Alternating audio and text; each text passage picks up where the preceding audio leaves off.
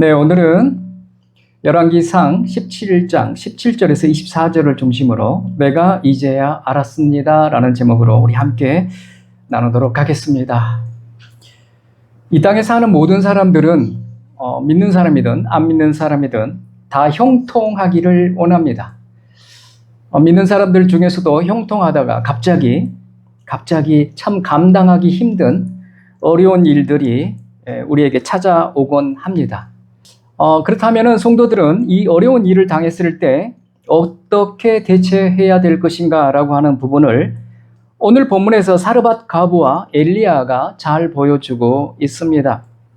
항상 우리가 성경을 읽을 때는 이 인물들이 등장인물들이 나오잖아요. 드라마 속에 마치 인물처럼 여기에 등장인물은 사르밧 과부 그리고 엘리야 그리고 하나님이 나오죠. 그러니까 항상 성경을 읽으실 때는 내가 사르밧 과부가 되어봐야 되고 그 다음에 엘리야가 되어봐야 되고 또 하나님은 나에게 어떤 말씀을 하시는지 이런 측면에서 여러분들이 성경을 읽고 연구하시면은 그 본문 속에 그 당하고 있는 모든 어려움들이 내가 진실로 느낄 수가 있습니다. 그래서 어떻게 내가 대처를 해야 될 것인가 그리고 어떻게 기도해서 승리할 것인가가 이 말씀 속에서 다 찾아낼 수가 있습니다.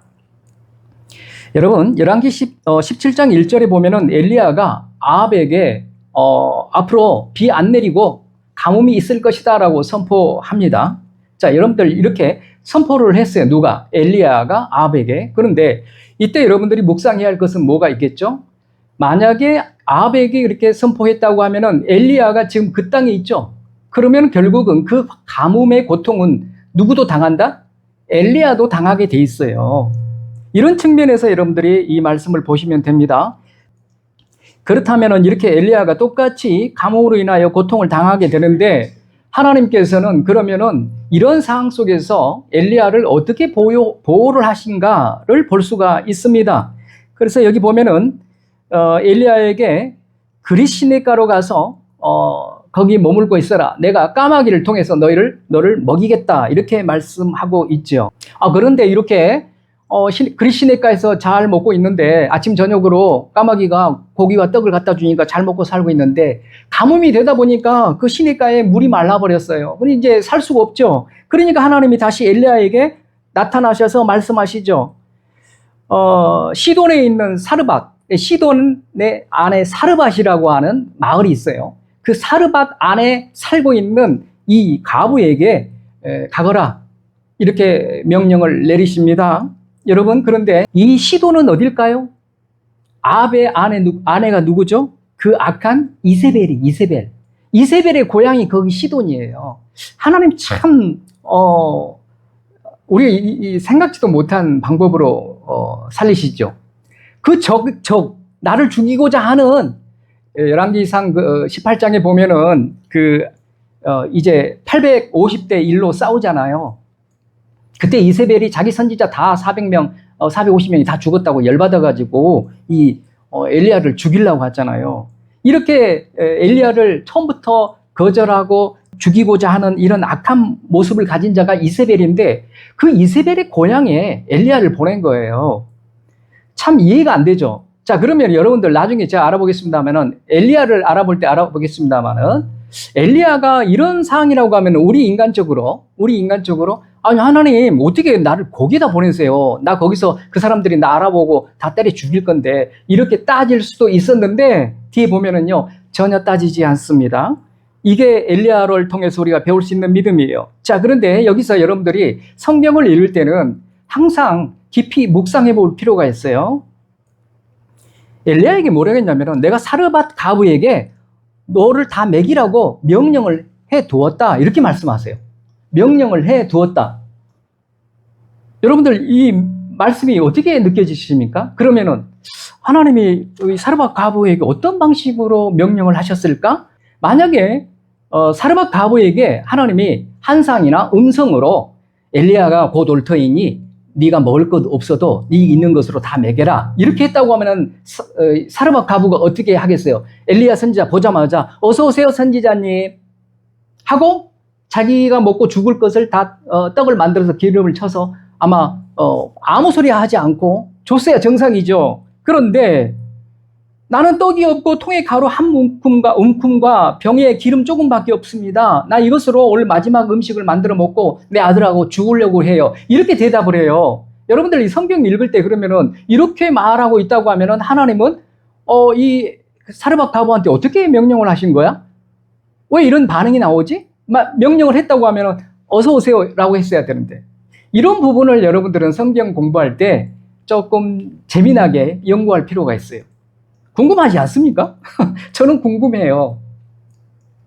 그래서 여러분들 이렇게 성경을 읽으실 때는 명령하였다라고 하니까, 한글로 명령하였다라고 하니까 우리는 상식적으로 무슨 생각을 하죠? 아, 입으로 명령하셨는가 봐.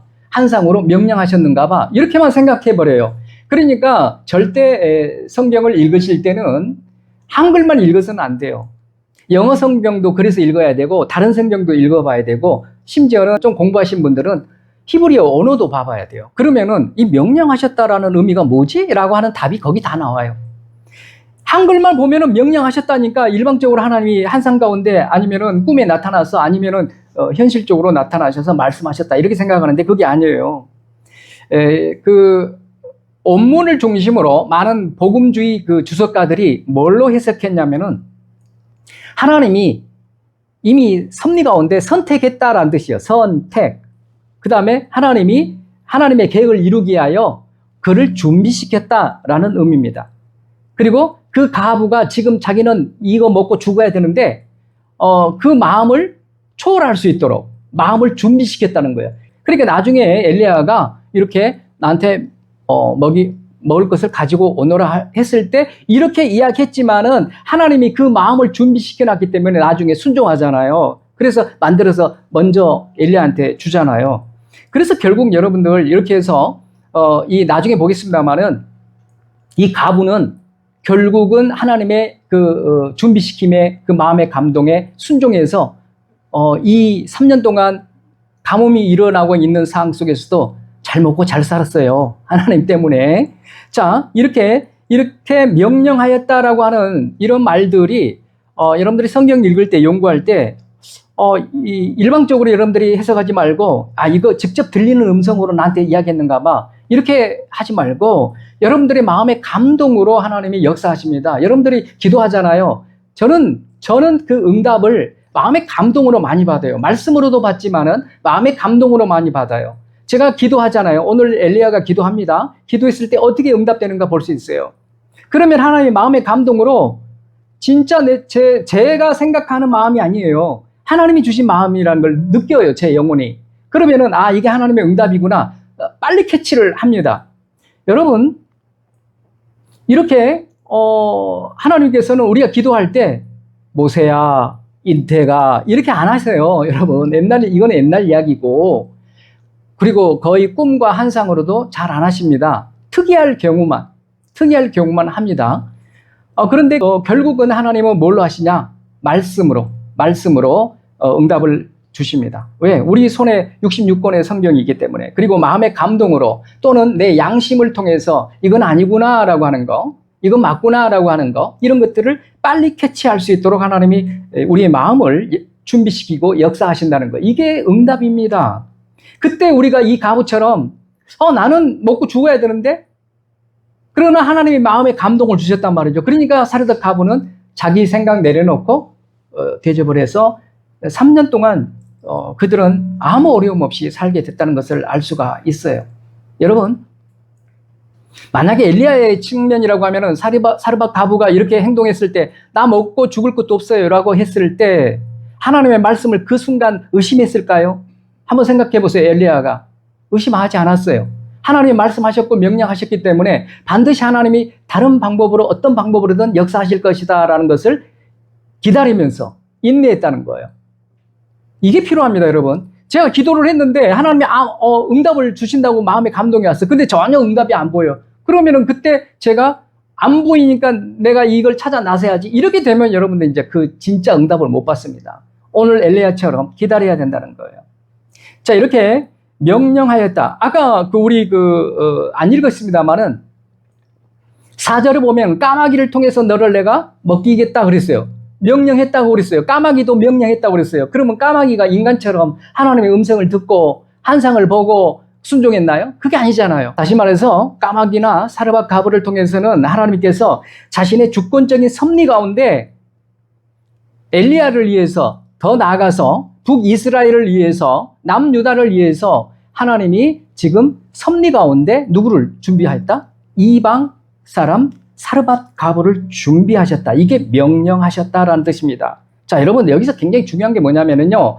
하나님은 시돈 땅에 사는 사람, 어떻게 보면은 지금 하나님 나라와 거의 대적하고 있는 그 나라 백성이잖아요. 그런데 하나님은 그 나라 백성까지도 구원하고자 하는 마음을 여기서 볼 수 있다는 거예요. 이스라엘 백성들이 타락해가지고 지금 가뭄이 떨어진다 할지라도 이 사르밧 가브처럼 하나님 앞에 순종하고 하나님을 붙드는 자가 없었다는 거예요. 그러니까 하나님이 가슴을 치시는 거죠. 그래서 저 사르밧 가브 이방 땅이지만 그럼에도 불구하고 그 마음이 하나님을 향하고 있다는 것을 하나님이 아셨어요. 그래서 그 영혼을 구원하시려고 거기에 보내신 거예요. 다시 말해서 엘리야도 먹이기 위해서 보냈지만 그 이방 땅의 영혼을 살리시기 위해서 보냈다는 거예요. 이거를 우리에게 적용해 보세요. 우리가 이방인이잖아요.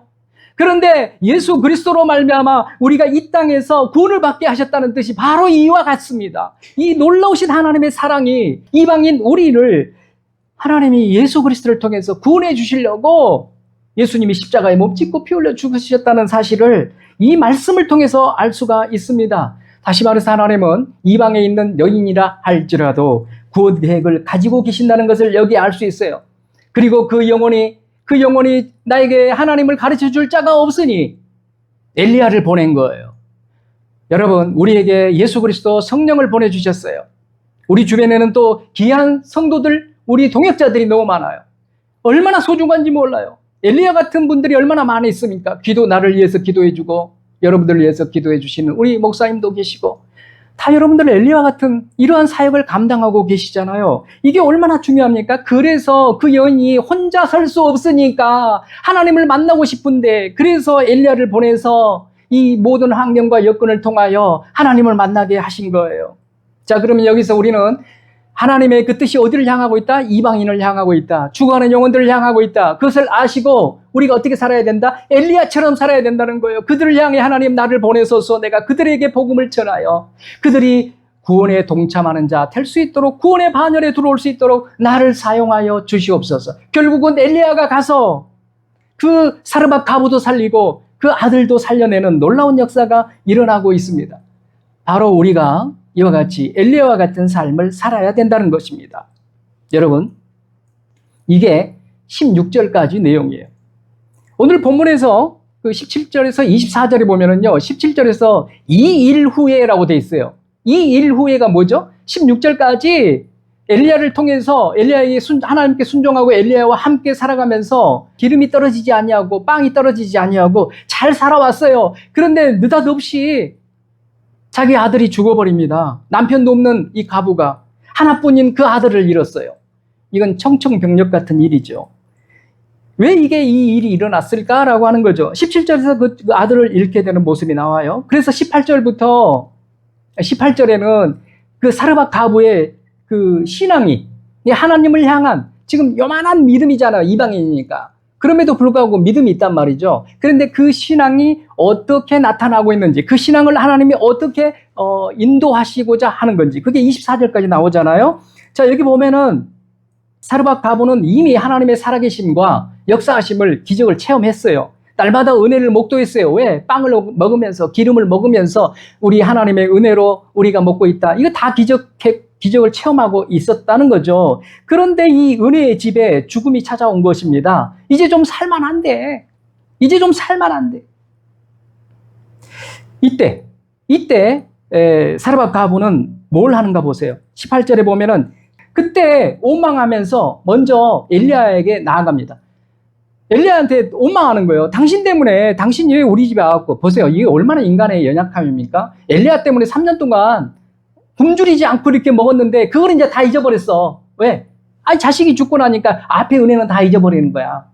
그래서 이제 따지는 거예요. 원망하는 거예요. 그래도 그 죽은 아이를 안고 엘리야한테 원망하면서도 하나님의 사람한테 나갔다는 그 자체가 이 여인에게 믿음이 아주 중요한 믿음입니다. 여러분, 죽을 것 같은 우리 문제가 있습니까? 품에 안고 하나님 앞에 나가야 된다는 것을 가르치는 거예요. 막 짜증이 나고 어찌하여 나한테 이런 일이 일어난단 말인가 하면서, 그러면서도 불구하고 그 문제를 품에 안고 하나님 앞에 나가라는 것을 여기서 가르쳐주고 있는 겁니다. 두 번째, 가부가 뭘 하죠? 아이고, 내 아들이 내 죄 때문에 죽었네, 내 죄 때문에 죽었어, 이렇게 지금 이야기하고 있습니다. 자기 죄 때문에 이렇게 죽었다라고 하는 것은 왜 이런 현상이 일어났을까요, 여러분? 고대 근동에 이방의 그 신간이 있어요. 이방인들이 그 신을 섬길 때 뭐라고 했냐면은, 그들은 하나님이 아니잖아요. 그러니까 그 신이 굉장히 무서운 존재들이에요. 이방인들이 그 섬기는 신들은 말 안 들으면 두들겨 패는 거야.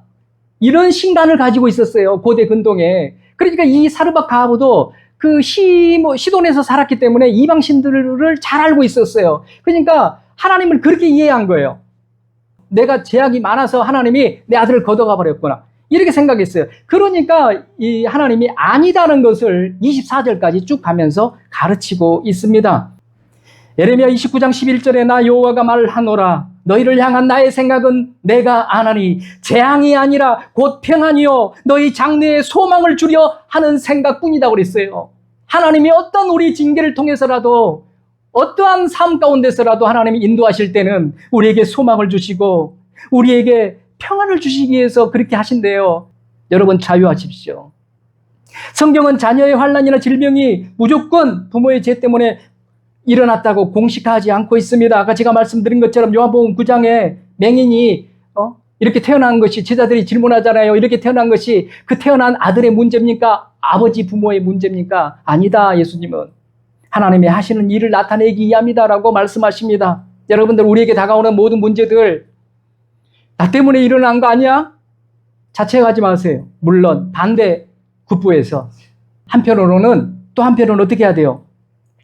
가정에 닥친 사건과 사고를 내가 부모로서 영적으로 잠자고 있지 않는가? 반드시 어떤 일이 일어났을 때는 하나님 앞에 물어야 돼요. 저도 가정에 무슨 문제가 일어나고 많은 일들이 일어나면은 먼저 하나님 앞에 질문합니다. 하나님이 어떤 뜻을 위해서, 아까 요한복음 9장처럼 하나님의 계획을, 일을 이루시기 위해서 이 일이 이루어진 줄로 저는 믿습니다. 그러나 하나님, 혹이나 아버지로서, 남편으로서 잘못된, 죄악된 모습이 있어서 혹이나 이런 일들이 일어난 것 아닙니까? 혹 그렇다고 하면 나의 죄를 깨달아 알게 해 주시옵소서. 그리하면 제가 회개하겠나이다. 저도 이렇게 기도하고 나아갑니다. 여러분들은 두 가지 측면을 보면 돼요. 다 내 탓이 아니다는 것과 이런 사건을 통해서 나의 죄를 발견하는 거예요. 나의 영적으로 각성하는 거예요. 나의 영을 다시 한번 새롭게 하는 거예요. 이건 절대적으로 필요합니다.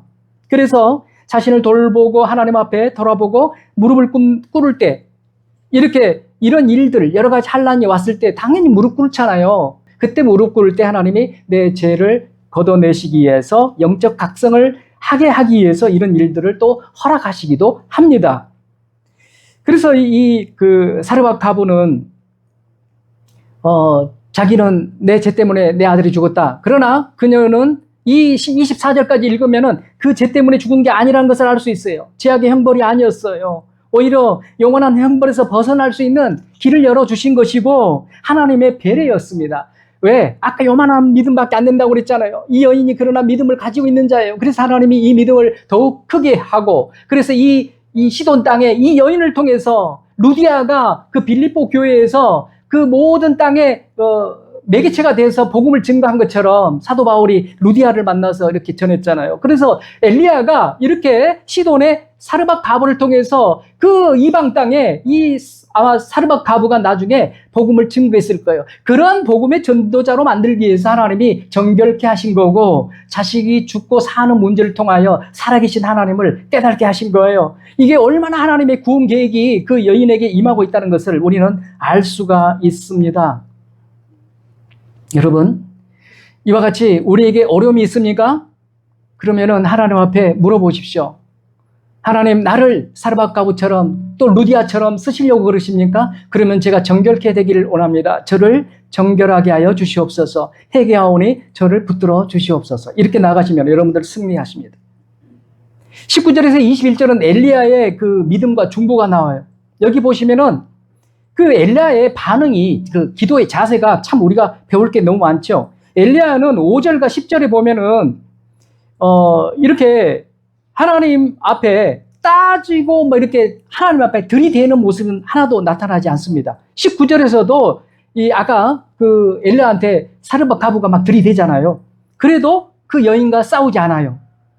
변명하지도 않아요. 그러니까 어떤 문제를 가지고 오잖아요. 예를 들어서 여러분들이 기도하는 사람이야. 그러면은 아유 권사님, 장로님, 목사님 나 이런 문제를 위해서 기도해 주세요라고 문제 보따리를 들고 오시면은 엘리야처럼 반응해야 된다는 거예요. 아이고 집사님 어쩌다 그렇게 살아가지고 또 이렇게 어려움 당하고 난리야. 이렇게 말하면 안 된다는 거예요. 엘리야는 지금 그렇게 한 게 아니에요. 마음을 아파하면서 그대로 받아들인 거예요. 원망하든지 말든지 그냥 다 받아들인 거예요. 그 여인을 다 받아들인 거예요. 그 죽은 아이를 자기 품 안에 안았어요. 받아들인 거예요. 죽음까지도, 그 아픔까지도, 원망까지도 다 받아들였어요. 이게 참된 중보자의 모습입니다. 그런데 이 엘리야가 그렇게 보여주고 있어요. 근데 그 품에 안고 어디로 갔죠? 어디로 갔죠? 우리 아까 읽었죠? 다락. 여러분 우리가 생각할 때 우리 이 한국의 다락방 그러면 어떻게 생각하세요?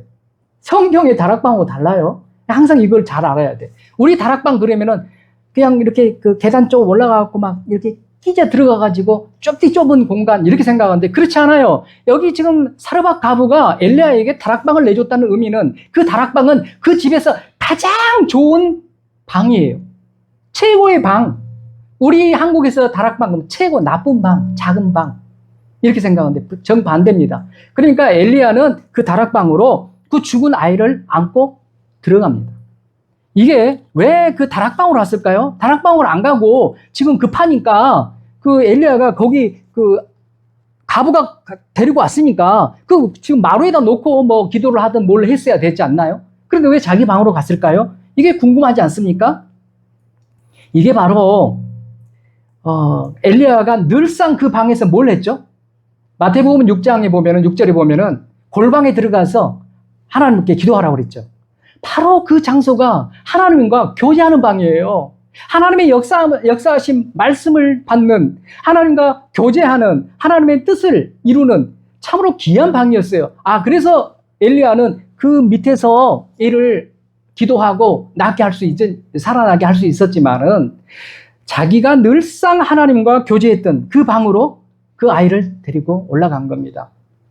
골방에 들어가서 문을 닫고 하나님 앞에 은밀히 기도하라고 그랬잖아요. 이 말씀을 엘리야가 그대로 이룬 거예요.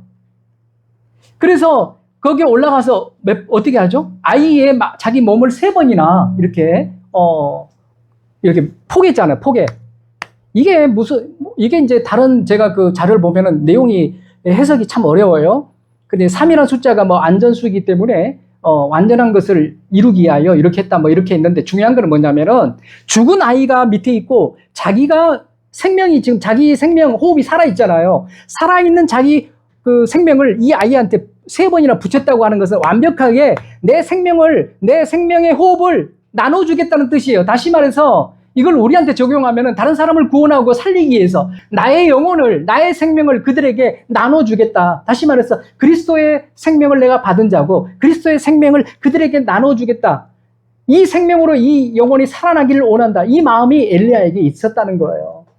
자기가 살아있는 존재고 여기는 죽어있는 존재야. 그런데 내 생명이 하나님 여기에 임하기를 원합니다. 라는 마음으로, 다시 말해서 순교적인 마음이에요. 순교. 나의 생명을 드리고자 하는 마음. 그러니까 이렇게 3번 몸을 펴서 그 생명을 나누고 싶은 이게 뭘죠? 생명 사랑하는 마음이 있었다는 거죠. 우리에게 이 마음이 있기를 원합니다. 이 마음이 있어야 진짜 죽어가는 제 영혼이 생명이 살아나기를 원합니다. 하나님, 내가 어떻게 하면 좋을까요? 내가 모든 것을 다 주고 싶습니다. 예수님처럼 내가 십자가에서 죽을 수 있다면 내가 저 영혼을 위해서 죽겠나이다. 이 정도로 된다고 하면은 여러분들을 하나님이 어마어마하게 쓰실 겁니다.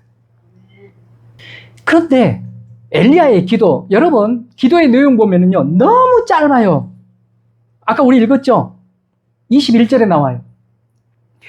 이렇게 막 죽음 상태가 있으면 얼마나 많은 기도를 해야 되겠어요. 하나님 아버지 막 하면서 그냥 이것저것 쭉 이야기해야 되는데 엘리야가 우리에게 가르치고 있어요. 핵심만 가지고 하나님 앞에 자기 골방에 들어가서 핵심만 가지고 하나님 앞에 기도해라.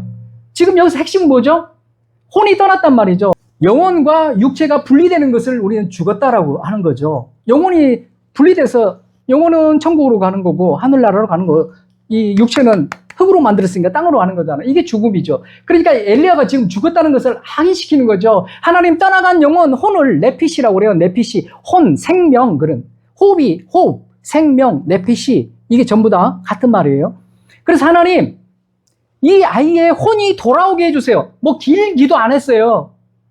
혼이 떠났으니까 죽었잖아요. 다시금 돌아오면 살리는 거예요. 그러니까 여러분들이 기도할 때, 중보 기도할 때, 뭐 많이 해서 그 영혼에게 뭐 중보 기도가 응답이 되고 그렇지 않아요. 여러분들 핵심을 찌를 줄 알아야 돼요. 여러분들한테 오는 이 기도 제목을 딱 보고, 아, 지금 이분의 기도 제목의 핵심은 이거다. 간파를 해야 된다는 거예요. 그리고 다른 거 할 필요 없어요. 뭐, 딱 하나님 그 부분만, 하나님 이 문제가 하나님 보게 하셨습니다. 하나님 고쳐주시옵소서 하면은 딱 응답됩니다.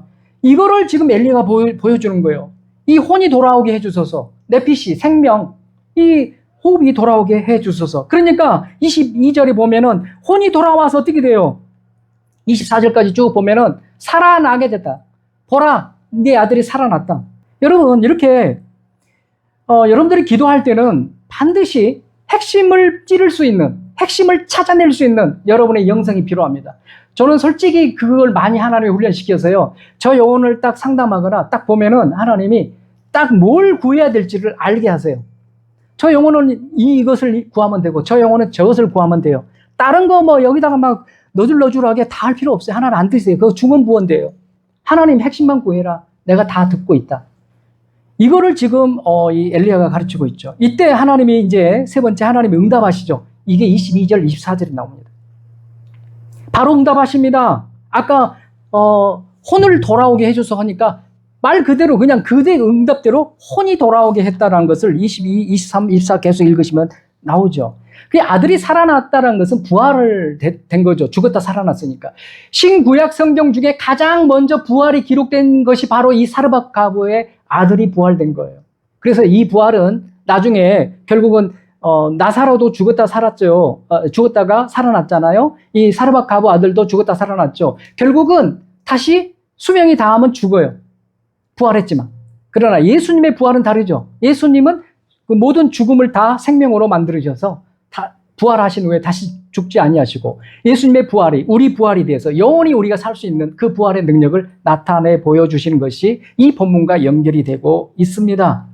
얼마나 감사합니까? 우리는 반드시 죽으면 천국 가서 부활하게 된다는 거. 이 소망이 저는 너무너무 진짜 감사해서 진짜 다른 거 필요 없어요. 진짜 그것 때문에 감사하고 다른 거 뭐 돈이 하나도 없고 뭐 해도 이것 때문에 감사해요. 너무너무 즐거워요. 나 같은 존재가 지옥에 가지 않냐고 이렇게 살아낸다?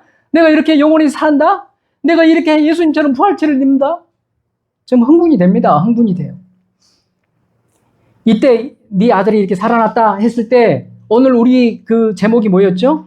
내가 이제야 알았습니다. 뭘 알았다는 거예요? 뭘 알았다는 거예요? 24절에 나오죠. 첫 번째, 알은 것이 당신은 하나님의 사람인 것을 알았습니다. 두 번째, 당신의 입에 있는 여호와의 말씀이 참이란 것을 알았습니다. 그러면 이 본문을 통해서 우리가 알 수 있는 것은 뭐냐면은 우리가 믿음이 부족한 상태에서 하나님이 계속 끌고 가죠. 그러면 하나님이 결국은 우리를 어떤 믿음으로 끌고 가신다? 예수 그리스도가 우리의 주인 되십니다라는 걸 고백하는 것과 그리고 하나님의 말씀은 틀림이 없습니다. 하나님의 말씀대로 모든 것이 이루어질 것을 저는 믿습니다. 말씀의 신앙이 되게끔 만들었다는 사실입니다. 할렐루야. 여러분들 우리가 7년 대환란 아니면 우리가 죽을 때까지 우리가 추구해야 될 것은 예수 그리스도를 믿는 믿음 안에서 말씀 신앙을 가져야 돼요. 말씀 신앙. 말씀이 중심이 돼야 됩니다. 그때 어떠한 유혹이 온다 할지라도 어떠한 핍박이 온다 할지라도 승리할 수 있다는 것을 이 말씀을 통해서 가르쳐주고 있는 것입니다. 가나 혼인잔치를 이루신 목적, 그 기적을 베푸신 목적이 뭐였죠? 제자들이 예수님을 믿더라 이렇게 돼 있어요. 결국은 뭐죠? 어떤 기적이든 간에 하나님이 원하시는 것은 예수 그리스도를 믿게 만드는 것과 하나님의 말씀을 진리의 말씀으로 말씀 신앙으로 나가게끔 하는 그 목적이 바로 기적의 목적이에요. 우리 뭐 기적이 일어난다, 귀신을 쫓아내고 병자를 살려낸다, 이것에 빠져서 살아가는 사람들이 많은데, 그거 모든 기적을 이루시는 데는 하나님께서 바로 내가 그리스도다, 그리고 내 말씀만이 생명의 말씀, 떡이 된다, 이것을 가르쳐주기 위해서 이 모든 기적을 베푸셨다는 사실입니다. 여러분, 이렇게 만약에 사르밧 과부가 병에 가루가 떨어지지 않냐고, 기름이 떨어지지 않은 상태에서 그냥 이 사건이 없었다고 하면은 하나님을 어떻게 알았을까요? 하나님은 나의 필요를 채워주시는 하나님, 이렇게 하고 땡 했을 겁니다. 전능하신 하나님, 생명을 주관하신 하나님, 나의 생명조차 모든 것을 다 이끌어 주시고 훗날 내가 천국에 들어가기까지 책임져 주시는 나의 생명의 주, 이 고백이 없었을 거라는 거죠. 이 신앙 고백이 일어나게 하기 위해서 하나님이 이 사르밧 과부에게 이러한 일들이 일어나게 하신 것입니다. 오늘 이와 같은 우리 삶의 모습 속에 엘리야와 같이 여러분들에게, 우리에게 이렇게 문제를 가지고 오는 사람들이 있으면 따지지 마시고, 너의 그 모양이야 하지 마시고 그냥 아픈 마음으로 다 받아들이세요. 그리고 닫힌 공간, 아까 그 골방에 들어가서 하나님이여 핵심적인 기도를 해서 그들을 살려내는 엘리야 같은 삶이 우리에게 일어나기를 원합니다. 그리고 이 여인처럼 정말 하나님을 제대로 알지 못했지만 이런 과정을 통해서 하나님을 제대로 만나고 신앙 고백한 그 말씀이 최고구나, 그리고 하나님이 진짜 나의 생명 되신 하나님이구나를 고백한 것처럼 우리의 고백이 일어나서 정말 어떤 상황 가운데서도 예수 그리스도와 말씀 안에서 승리하는 여러분들과 제가 되기를 간절히 축원합니다.